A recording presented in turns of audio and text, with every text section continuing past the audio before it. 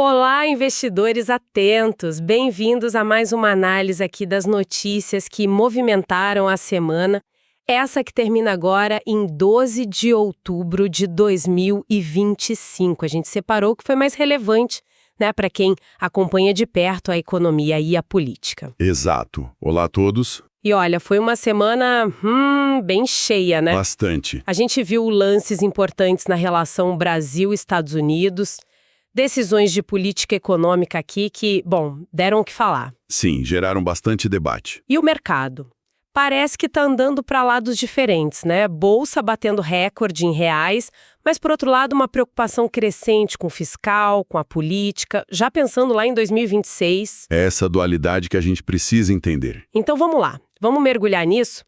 Para começar, logo na segunda-feira tivemos aquele contato, né, a videochamada entre o presidente Lula e o presidente Trump. Isso. Durou ali uns 30 minutos. O objetivo, claro, era tentar baixar a poeira depois daquele tarifaço, né, aquelas sobretaxas americanas sobre produtos brasileiros e discutir como ficam as relações. Exato. Tentar um reaquecimento. E do lado brasileiro tinha gente de peso, né? Haddad, Alckmin, Mauro Vieira, Celso Amorim. Sinalizando a importância, sim. E o Lula foi direto ao ponto, pediu para tirar as tarifas e as sanções contra autoridades aqui do Brasil. E a avaliação inicial do governo, pelo que disseram, foi positiva.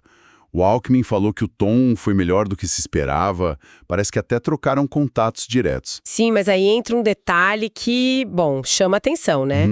A escolha do Marco Rubio como negociador americano para falar com o Alckmin. Ah, sim. Esse é um ponto crucial. Porque o Rubio é conhecido por ser mais, digamos, linha dura, né? Ele já criticou o governo Lula antes, certo? Governo, figuras do judiciário brasileiro, isso adiciona, sem dúvida, uma camada de complexidade. Sugere que a negociação, apesar dessa conversa inicial, não vai ser um passeio no parque. Entendi. Mostra que o caminho para resolver o tarifaço e as sanções ainda é complicado. Árduo, sim. É um sinal de ceticismo por parte de uma ala do governo Trump. E quais seriam os próximos passos, assim, mais concretos? O que se fala? Bom, existe a possibilidade de um encontro presencial, talvez na Malásia, no fim de outubro, aproveitando algum evento internacional. O Lula também convidou Trump para a COP30 em Belém. Mas, realisticamente, a chance dele vir é baixa, né? Imagino. E o Lula também se mostrou disposto a ir aos Estados Unidos.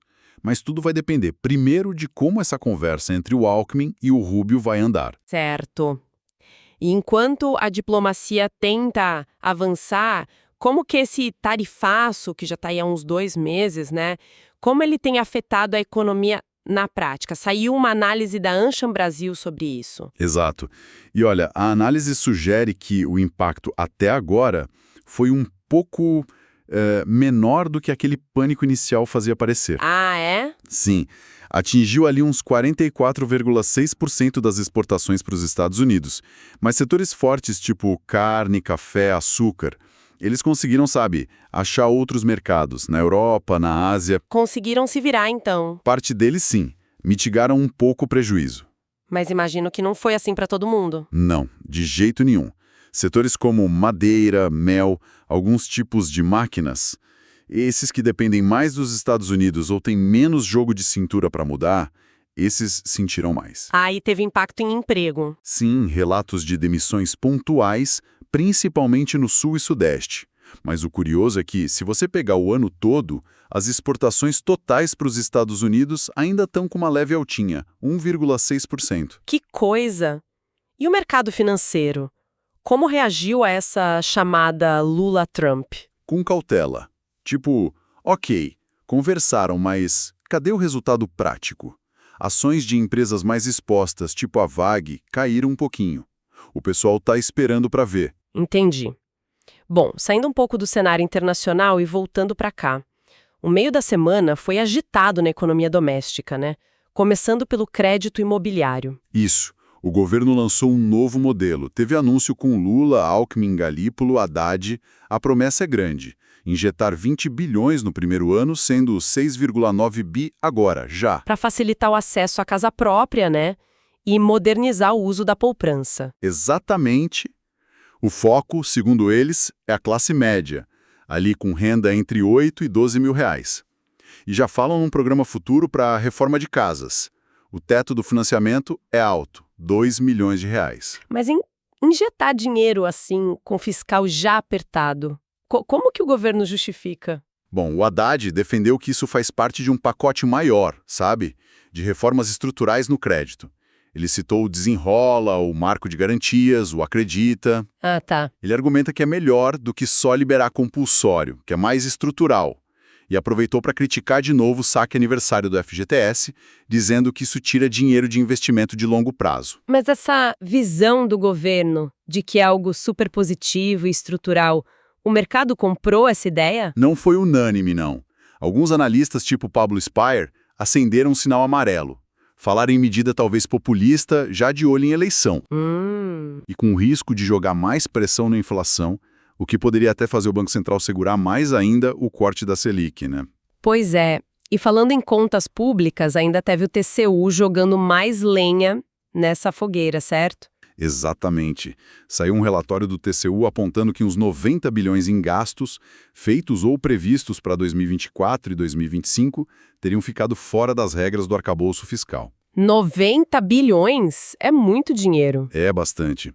O TCU critica o que eles chamam de manobra do governo para gastar sem registrar no teto. E qual a consequência prática disso, se o TCU estiver certo? Olha, é sério para a credibilidade fiscal. Se essa interpretação prevalecer, o governo pode ser forçado a cortar mais despesas, um contingenciamento pesado, talvez uns 44 bilhões. Em ano eleitoral, nossa! Exatamente. Seria politicamente muito complicado. O Haddad, claro, contestou na hora. Diz que o TCU está ignorando decisões do Congresso. Esse embate aí vai dar pano para a manga. Gera ruído, incerteza. E no meio dessa tensão toda com o fiscal, a Câmara aprova a isenção do imposto de renda para quem ganha até 5 mil por mês. Isso. E foi aprovação unânime, o que politicamente é uma vitória importante para o governo Lula. Entrega uma promessa de campanha popular, né? Sem dúvida. Politicamente, ponto para o governo. Mas e o mercado? Mais gastos, sem compensação clara. Previsível, né?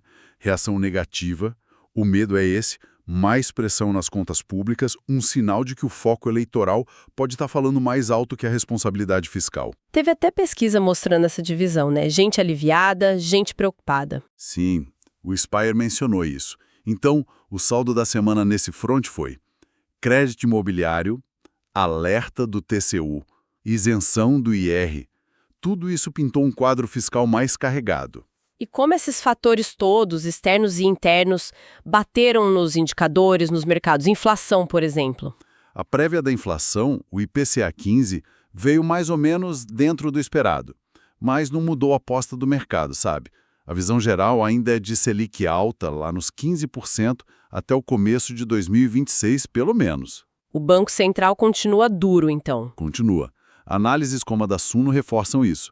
O BC está focado nas expectativas de inflação, que não cedem, e na necessidade de esfriar mais a economia. E o dólar? Parece que ficou mais comportado, ali na casa dos 5,34, 5,35. Ficou.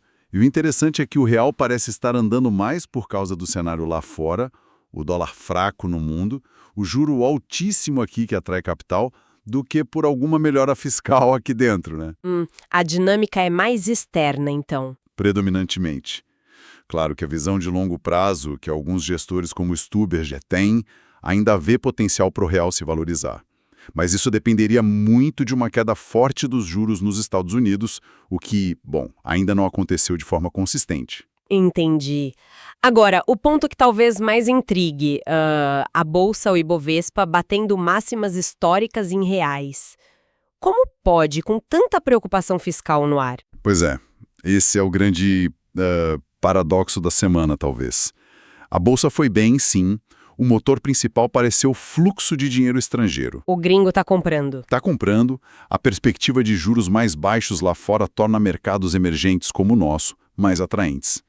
E os setores que puxaram foram os mais defensivos: bancos, energia e telecom. Mas mesmo em máximas, dizem que a bolsa ainda está barata, né? É o argumento. O tal do preço-lucro projetado está em 8,5 vezes, abaixo da média histórica de 10,5.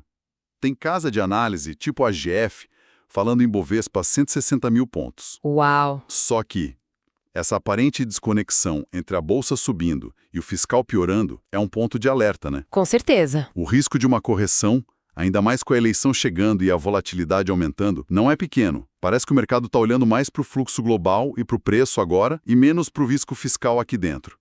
Pelo menos por enquanto. E para piorar o cenário fiscal, o fim de semana trouxe mais dados ruins, né? Das estatais. Sim, as estatais federais tiveram um déficit recorde de 5,6 bilhões de janeiro a agosto. Pior resultado desde 2002. E as estaduais também foram mal. Mais um sinal amarelo piscando forte ali no painel fiscal. Por outro lado, quem continua voando é o agronegócio. Ah, sim. Exportações recordes em setembro, quase 15 bilhões de dólares. Carne, milho, café, tudo bombando. Abertura de mercados ajudando. Muito. O ministro Fávaro até comemorou mais de 440 novos mercados abertos desde 2023. A única nota um pouco fora do tom foi a queda na exportação de ovos, por causa de menos compra dos Estados Unidos. Mas, no geral, o agro vai muito bem. E no mundo corporativo, teve mais alguma coisa relevante? Crédito. Duas coisinhas rápidas. O BTG Pactual aumentou a aposta na Veste Estilo, aquela varejista de moda, e o BNDES anunciou 40 bilhões em crédito para empresas afetadas pelo tarifaço. Uma ajuda para quem foi pego pelas tarifas americanas. É a ideia, mas a condição é manter emprego, ter meta de crescimento. Só que a crítica veio logo. Essa linha foi criada por fora da regra fiscal, né? Aumenta a dívida pública. Entendi. E teve aquela notícia preocupante de saúde pública da intoxicação por metanol em São Paulo. Sim, infelizmente. 29 casos, 5 mortes, um alerta grave. Bom, juntando tudo isso, economia, fiscal, como que fica o xadrez político para 2026? Parece que as coisas estão se mexendo ali na oposição, né? É. Se a gente conecta os pontos, o cenário para a oposição a Lula parece estar ficando mais nebuloso, mais incerto. O Tarcísio de Freitas, que era tido como o nome mais forte, Sim. ele está enfrentando resistência dentro do próprio bolsonarismo. Críticas públicas do Eduardo Bolsonaro, por exemplo. Sério? Sim. E o próprio Tarcísio está colocando condições bem altas para ser candidato a presidente, que é apoio total da família Bolsonaro, do Centrão, e ainda quer escolher o sucessor em São Paulo. Barra pesada para conseguir tudo isso. Bem pesada, o que aumenta a chance real de ele talvez nem disputar o Planalto em 2026. E o Lula? Como ele se aproveita disso? O Lula parece capitalizar essa divisão na direita. Enquanto eles se organizam, ele vai avançando com pautas populares, tipo a isenção do IR, e parece que a popularidade dele deu uma melhorada. Algumas pesquisas falam em 46% de aprovação. Ele reforça a base, então. Exato. A estratégia do nós contra eles, focando em medidas que chegam direto no bolso do eleitor, mesmo que o fiscal pague a conta depois. E para os investimentos, o que isso significa? Esse cenário político incerto? Significa que o tal risco político, essa indefinição na direita, a força do Lula talvez ainda não esteja totalmente no preço dos ativos. A gente pode esperar mais volatilidade conforme 2026 se aproxima. O dinheiro de fora ajuda a segurar. Ajuda, mas não anula o risco aqui de dentro, que é crescente e inegável. E para fechar o cenário, vamos dar uma passada rápida lá fora. O que teve de relevante com impacto aqui? Bom, nos Estados Unidos, o shutdown do governo continuou. O Trump tentou criar umas agendas positivas, tipo acordos com farmacêuticas para baixar preço de remédio. Mas, ao mesmo tempo, a briga comercial com a China esquentou de novo, ameaça de tarifa de 100% para lá e para cá, China restringindo terras raras, isso mexe com o mundo todo, né? Inclusive com o Brasil. Com certeza. E no Japão? Nova primeira-ministra conservadora, mas prometendo estímulo fiscal, o iene desvalorizou, ouro e Bitcoin seguiram fortes como refúgio, e o petróleo. A OPEP Plus aumentou só um pouquinho a produção e o preço caiu na semana. Ok. Então, fazendo um balanço geral da semana, o que fica é essa tensão, né? De um lado, o cenário externo até ajudando um pouco com o fluxo de capital vindo para cá, atrás de juro alto. Sim, essa atratividade externa ainda existe. Mas, do outro lado, os riscos internos só aumentando. Fiscal muito delicado, política esquentando para 2026, A negociação com os Estados Unidos ainda super complexa. Exatamente. E a bolsa ali na máxima em reais, parecendo um pouco desligada desse cenário mais turvo. É isso que levanta a questão, né? Até que ponto a política econômica está sendo feita pensando no curto prazo, na eleição? Essa é a pergunta de 1 milhão. Crédito imobiliário turbinado, isenção de IR, gasto fora do teto, linha do BNDES. Tudo isso gera popularidade agora, alivia no curto prazo. Mas e a conta? A sustentabilidade da dívida? A confiança lá na frente? Será que o mercado está meio anestesiado, como alguns disseram? Ou talvez focado demais no fluxo de agora, sem ponderar tanto o risco de médio prazo? É uma possibilidade. Então, pensando em estratégia de investimento, o que fazer nesse cenário? Olha, pede cautela, né? E análise bem criteriosa. Tem sim argumentos para algum otimismo. A bolsa que ainda parece barata para alguns, o juro real altíssimo aqui. E a esperança de corte da Selic lá na frente, que poderia ajudar alguns ativos. Sim, tudo isso está na mesa.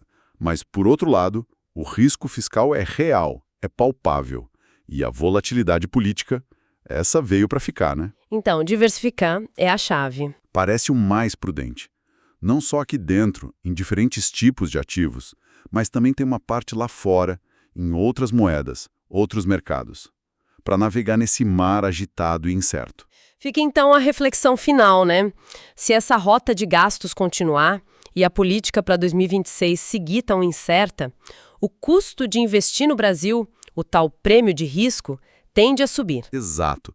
E isso pode pressionar juro futuro, câmbio, o preço dos ativos aqui. Posto a essa instabilidade toda. Uma questão que, com certeza, a gente vai continuar acompanhando de perto nas próximas semanas. Com essa provocação, então, a gente encerra essa nossa análise aprofundada da semana. Muito obrigada pela companhia e esperamos que essa conversa ajude a organizar as ideias. Um abraço e até a próxima, investidores do futuro.